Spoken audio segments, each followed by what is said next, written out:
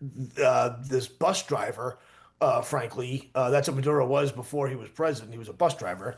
Um, at least she's fighting against this bus driver who has truly damaged and hurt her people. She fights for her people. We fight for our people. We're not the best. We're not the biggest, but we fight really, really, really hard for our people and for our cause and for our values. And Maria does the same. So we were able to do it. I'm happy and proud that we were asked to do it, and I could not be prouder that we successfully executed it. On top of there were multiple attempts before that. So this it's not just about rescuing a political leader named Maria Corina Machado. Maria is also a mother. Maria is also a friend. She's also a daughter. She's also a patriot to her people. She represents 30, 40 million Venezuelans who are angry at oppression and tyranny. Well, that sounds a whole lot like what George Washington did to me. That sounds a whole lot like what our country was founded on too. So I can respect that. I do respect that, and that's why we did it.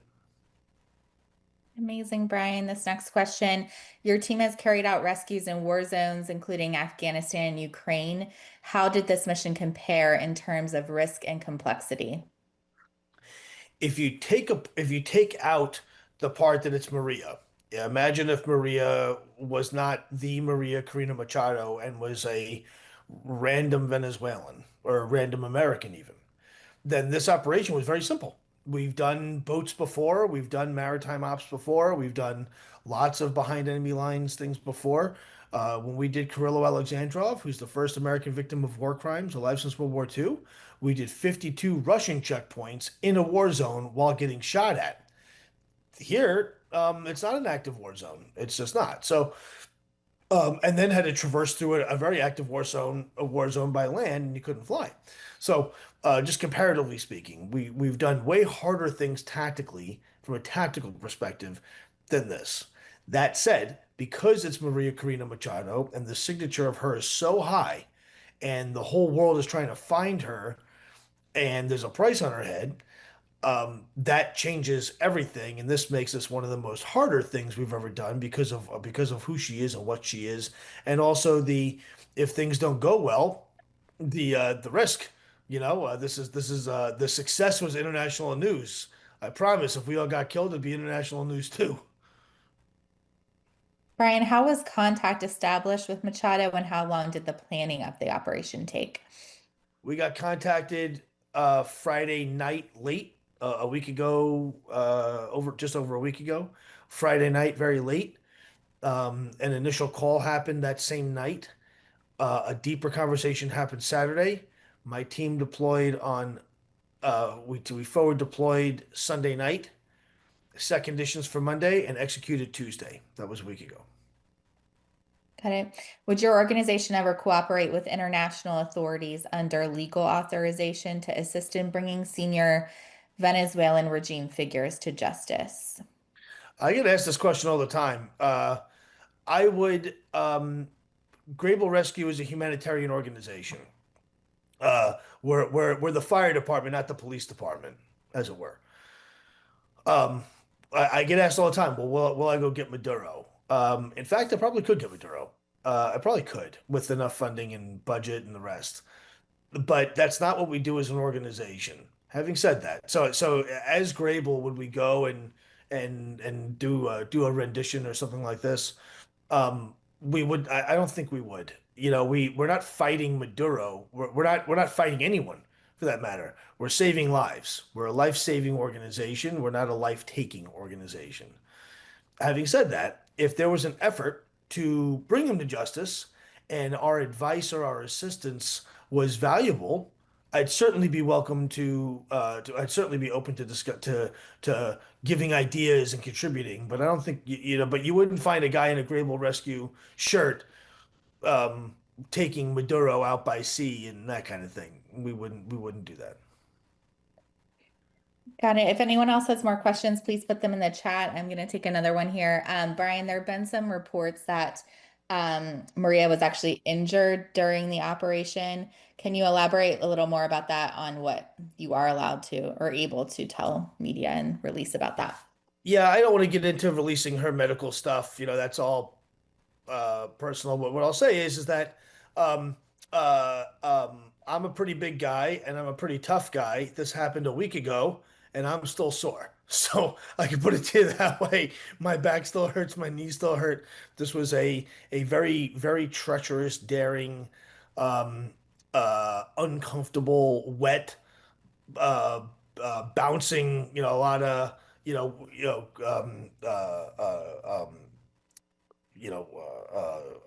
the waves are crashing against the hull for us. I was on the boat for 14 hours, and I feel like I got hit by a car. So I don't want to comment specifically on any injuries of anybody for that matter, of Maria or anyone. That's not no one's business.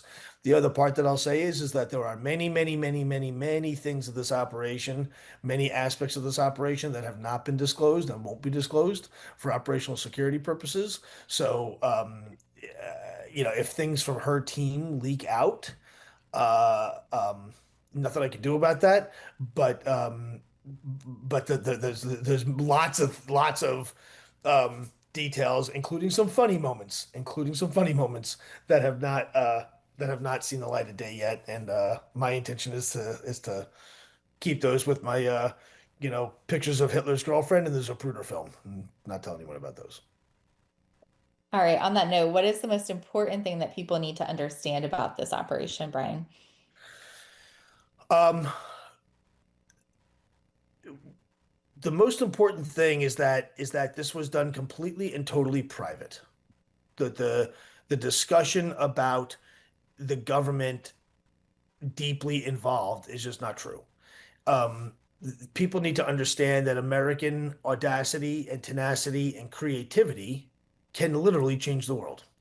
That if Americans, which is what Great Bull Rescue is, when Great Bull Rescue initiates an operation, this is our 800th one.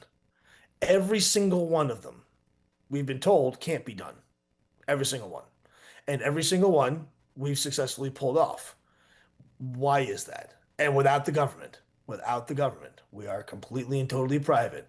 If you notice, not a single member of government has said, "Good job, Grable Rescue, for getting Maria Corina Machado." President Trump, Marco Rubio, Pete Hegseth, anyone for that matter, the ambassador of Colombia or whoever, no one, not a single person, not a single person has even commented on Grable Rescue. And the reason why is because it's inappropriate to. We're a private organization. They had nothing to do with it whatsoever. They don't know anything. Um, Even Maria, when Maria comments and she said, when people ask her about, well, tell us about the operation. Maria was along for the ride. Maria doesn't really know much. She doesn't know a whole lot. She's the passenger. We're the Uber driver. So she doesn't know what route. She doesn't know where we were. She doesn't know much. And that's the way we like it. That's not a reflection on Maria, but it is fascinating to see. It's fascinating to see what can happen when Americans who are tenacious, audacious, creative, passionate, emotional. You give us a little bit of resources, and we can truly change the world. We're the same country that put a man on the moon. We're the same country that invented email. We're the same country that invented Instagram. We're the same country that invented the car. We're creative by our nature, and I think highlighting that, this was funded by donors. If this would have been done by the government, it'd be $100 million operation, um, for sure. And we did this on a shoestring budget and punched Nicolas Maduro in the face, humiliated Diosdado Cabello, the FSB and the GRU of Russia, MOIS of Iran, half of Hezbollah, all the cartel people, and we're here to live to tell about it. That's remarkable to me. That speaks to my team. That speaks to the donors. My team are awesome. My donors are loyal, and we don't need much, frankly. All right, I'm going to combine these next two questions from Vlad Kisslinger at WFLA here in Tampa. If conditions allow and Maria decides to return to Venezuela, would Grable be willing to support or carry out that operation? And Should we expect more extractions like this in Venezuela in the coming days and months? More extractions from Venezuela? Absolutely. That's how this whole thing started, is we were setting up to do other extractions from Venezuela. We didn't go to Venezuela expecting to rescue Maria Corina Machado. We went to Venezuela expecting to rescue American expats who are stuck there in a war zone with closed airspace. So, I fully expect we'll see more extractions. Will they be as high profile as Maria? I doubt it because she is as high profile as you get. So anyone else will be second place unless I do Maduro.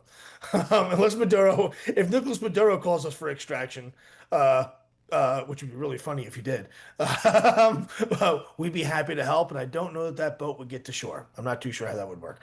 Uh, um, and what was the first question? That's as far as extractions. But what was the first question? If Maria does decide to return to Venezuela, would Grable Rescue be willing to support and carry out that operation? Yeah, we would. We would. We've never done that before, though. We've never put somebody in. We've put our people in. We've done infills of our people, but we've never brought someone back. And in fact, on the boat, Marie and I talked about this, and I told her, yeah, I'm her biggest fan. I'm a big hero. She's a big hero of mine. And I told her don't go back. She's a mom. She's a leader. If they find her, they're gonna, rape her and kill her and torture her and who knows what else. And I love her to death. She's a wonderful, wonderful, wonderful person. So to see her go back into harm's way hurts me. At the same time, I completely, completely understand where she's coming from. For the same reason she wants to go back to Venezuela is the same reason why I was on the boat when we rescued her as the boss of Grable Rescue. It's because I lead my people from the front. I'm not an armchair quarterback. She's the same. She doesn't want to be a leader in exile, sending tweets and messages from afar while her people are suffering. She doesn't want that. She wants to be with them, and I completely and totally understand. I do. I get it. I complete of our 800 missions that Grable Rescue's done, I've been on like 795 of them because I don't want anyone to get shot at more than me. And I don't want to ask anyone to put themselves at risk before I put myself at risk. As a leader, that's how I roll. Maria is the same exact way. So I get where she's coming from, but as someone who I love and respect, and I think the world needs, it's scary. So would I do it? If she asked, I would. I would do it kicking and screaming. We have never put somebody back in before. We've never done that. So that would be an interesting one. I'd be very scared to do it. But I worry about her safety. Even still to this day, I worry about her safety. All right, the next question here. Were there any moments when you felt this operation was under risk of failure or you felt it was likely to be compromised? Every moment, every second of the operation until I saw her hug her daughter in Norway. From the planning stage until I saw her in Norway, I was worried the whole time, every moment. Absolutely. This next question is from Catherine Ellis. I heard you say in a previous interview that some people involved along the way didn't fully realize they were helping, or at least they didn't know who they were helping. Can you elaborate on that a little bit? What did they think they were doing? Was this a lack of knowledge about the mission? Was this lack of knowledge about the mission both a help and a hindrance? It was not a hindrance because it worked. So the proof is in the pudding. Um, very often we recruit sources and we recruit people to do things to support an operation. We do this all the time where they don't know and they're told something else. And I'll give you a great example of that. The nexus of the U.S. government and the U.S. military as it relates to Operation Golden Dynamite has been a topic of discussion. So everyone knows that we have this big network in the military and in the government and then in the diplomatic corps with the State Department and the intelligence community with CIA and others and the special operations world and all these things. That's not news. Grable has always shared and done that and coordinated with the US government because of who we are and what we do. We'd be stupid not to, especially in this case where the American military is dropping ordnance from the sky into the same exact environment that we're operating in. That was a first for us, which turned out to be a blessing, right? These are our friends, so to speak. These are good guys. So when I shared details with colleagues in the US government, I was not totally transparent. I did not lie to them. I didn't lie. But I said, hey, hey, brother, we're doing a maritime operation off the coast of Venezuela. Here's a set of geocords. Here's what my boat looks like. If you see that, that's me. And don't blow me up. I'm conducting an operation there. And I get a thumbs up emoji, right?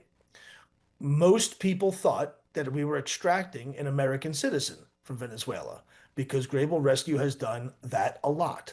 That's usually what we do. We've done 799 missions like that, 8,400 people like that. So when Bryan Stern or someone from Grable Rescue says we're doing an operation somewhere, most people assume it's to rescue an American. We know that that's not the case. So, as an example, people in the military made decisions and did things based off their deductive reasoning of data that we provided. Does that mean that I lied? No, but I wasn't fully transparent. And I'm sorry about that. But given the circumstances and who she is, we needed to do that for operational security purposes. And everyone understands that. That's at a very high level. At a very low level, if I have some Venezuelan dude who's working for us, he probably doesn't know me, and I probably don't know him, but I need him to be obedient, and I need him to report reliably. And I can't say to a lower level guy, you know, we can't be transparent because of the security concerns involved. And we've done this, we've used these tactics and these methods in Afghanistan and Russia and Ukraine and Haiti and Sudan and Gaza and Israel and Lebanon and Syria and all these other crazy places that we work because the reality is there's bad guys everywhere and they have deep pockets. And I don't want someone to because I have to develop trust in low trust environments, in the end, I can't trust anybody. And I'll tell you, there are people that were involved in this thing that think that they really know what happened. And I promise they really don't know what happened. They really don't. And we do it this way for security purposes because the intelligence threat is so hard, so big from the Sabine in Venezuela, from the DGI in Cuba, the FSB, the GRU in Russia, and many others you can't trust anybody. So even people who we know and love, we don't trust, and that's just the way it needs to be. Got it. Next question. Can you elaborate on why you believe this operation and keeping Maria out of danger, getting her out of danger, could change history? Well, to say nothing of the fact of, people talk about Venezuela as this isolated, Nicolas Maduro as this very isolated thing. Maduro is bad because he brings drugs to America. That is a true statement, but this is a very, very global problem. In Venezuela, the largest concentration of Hezbollah guys outside of Lebanon is in Venezuela. The two most important the two top dogs of Venezuela are a guy named Tariq al-Saab and Tariq al-Assami. Neither one of those guys sound Latino to me. So there's a terrorist piece to this. There's a Russian piece to this. There's a Chinese piece to this. There's an Iranian piece to this. There's a narcotics piece to this. All to say that it's all in our backyard, right? From Puerto Rico to Caracas in a fast plane is like 20 minutes, right? This is right on our back door, right in our neighborhood. The number one concentration of illegals coming caught at the border had Venezuelan passports. And fascinating how a disproportionate number of people with Venezuelan passports caught at the border didn't speak a word of Spanish, as per Homeland Security. So these are some scary, very large, very big global impact, domestic threat issues, as well as international threat issues. Uh, with every major enemy of the United States, as per our national security strategy and national defense strategy, every key enemy listed and threat listed in those documents on the Pentagon website have a demonstrable presence in Venezuela. So, Venezuela as a country and as a topic is not just about a country in Latin America. This is a large issue. So, to see that Nicolas Maduro is in charge of all that and profiting off of all that, He's the largest drug dealer on planet Earth. He makes Pablo Escobar look like a rookie.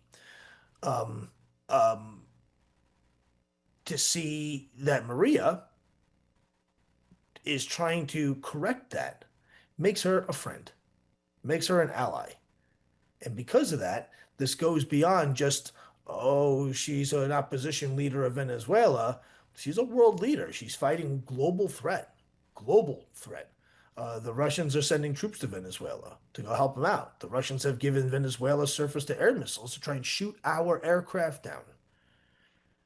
Maria Corina Machado is fighting for her country, Venezuela, and says we want to be a member of the world we want to be a responsible member of the world community, and this is bad. We don't want to be a drug dealing dirtbag country. We want to be a nice, good guy, good country where we're contributing to the world order and not taking away. And for those reasons, I think this is a major thing. All right, Brian, another question here. Is there anything that is being reported in the media or that you've seen that you want to elaborate on, or is there anything missing about the operation that you want to add? Any There's a lot. information? There's a lot of the operation that I want to add, but I'm not going to. Uh, um, uh, there's a lot of the operation that I would love to talk about because there's some really awesome parts, and there's also a couple of really funny parts that have not gotten out yet. We're not going to be the ones to disclose anything. What's come out in media has not been disclosed by us. That's all come from Maria's team and other people. We haven't done any breaking news type stuff. Well, we've corroborated and confirmed parts of it because we felt that it was so out and there was no risk to. Um, However, there's lots of this operation that have not been disclosed. That one is funny and would I think people would really enjoy hearing. Two very um, would demonstrate bravery and courage and those things, but we haven't disclosed that either. Um, and then there's some parts that are lots of parts of the operation have not come out that maybe they do, maybe they don't. We'll determine at that time if it's safe to confirm or deny those things. But there is a lot more to this operation. A lot more to this operation, and we won't be the ones to disclose those other things.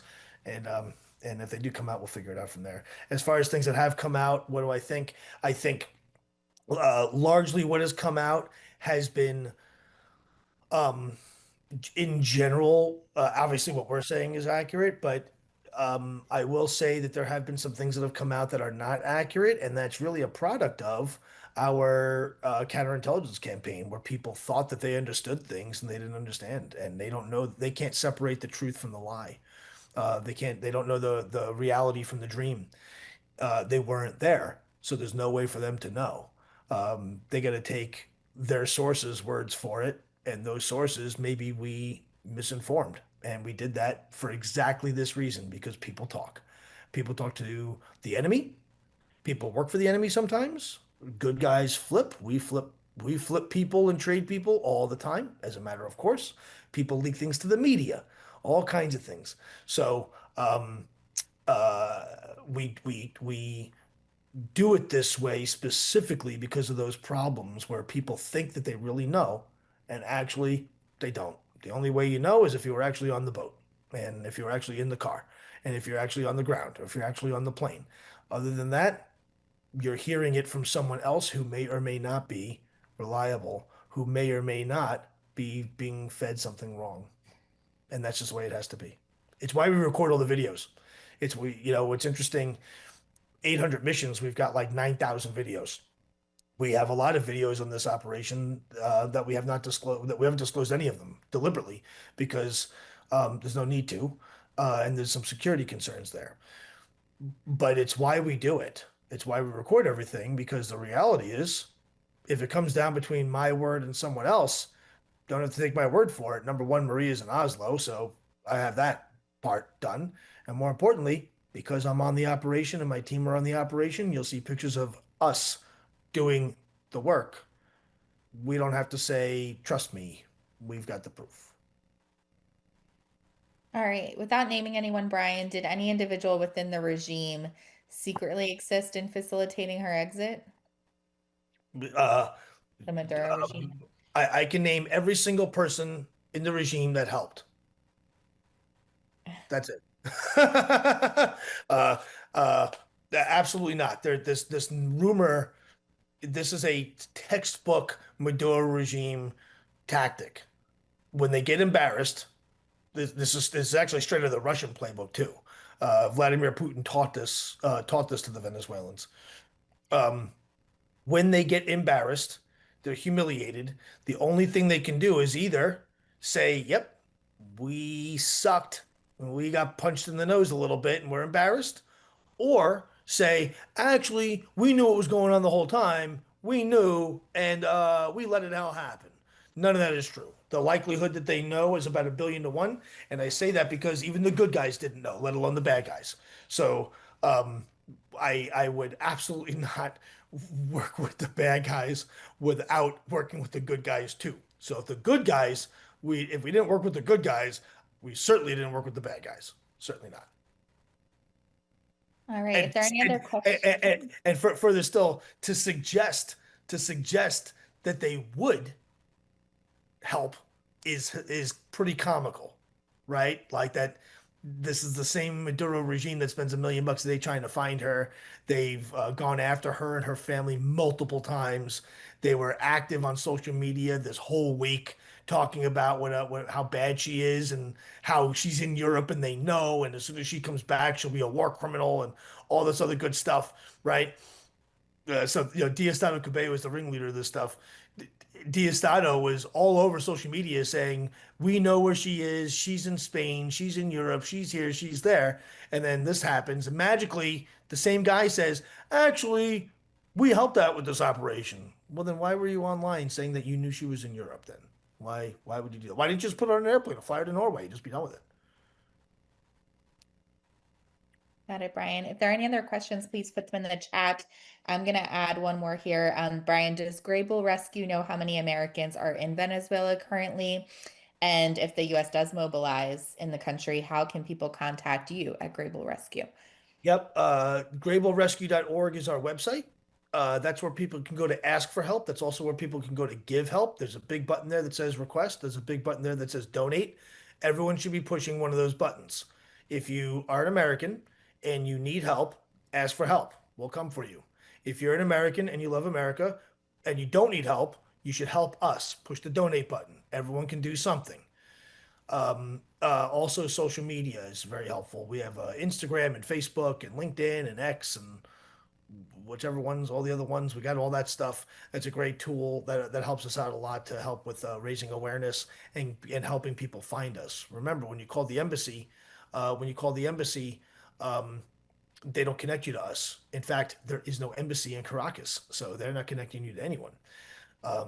Social media is very often how people find us, if not the website. Uh, and what was the first part? Do you have an estimate of how many Americans How many are in Americans? Yep. Venezuela? We don't really know.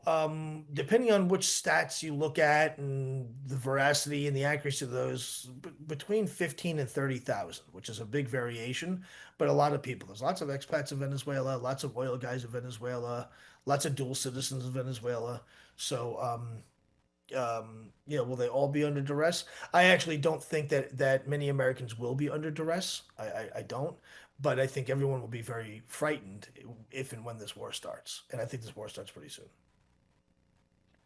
Got it. And I don't know if you're going to disclose this, Brian, but we did get one last question about what was the cost of the Machado rescue?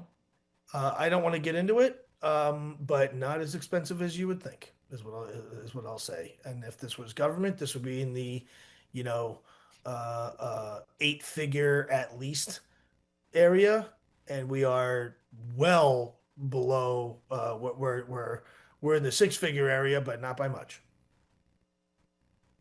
Got it. All right. Well, I think those are all the questions, unless we have anything else. Thank you, everyone, for joining us. And if you do need a copy of the recording, please reach out by email and we will be sure to get that to you. Thank you, everyone. Thanks.